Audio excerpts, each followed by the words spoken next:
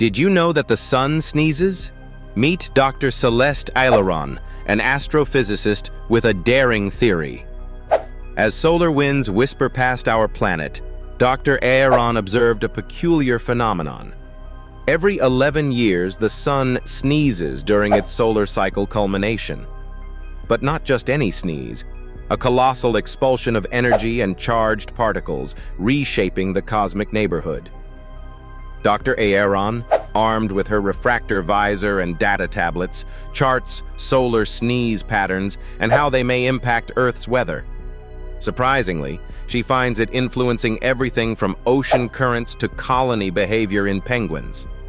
Therefore, Dr. Aileron's research may guide future scientific ventures across our solar system, unlocking new dimensions of understanding. So next time you enjoy sunshine, remember, the sun might just be preparing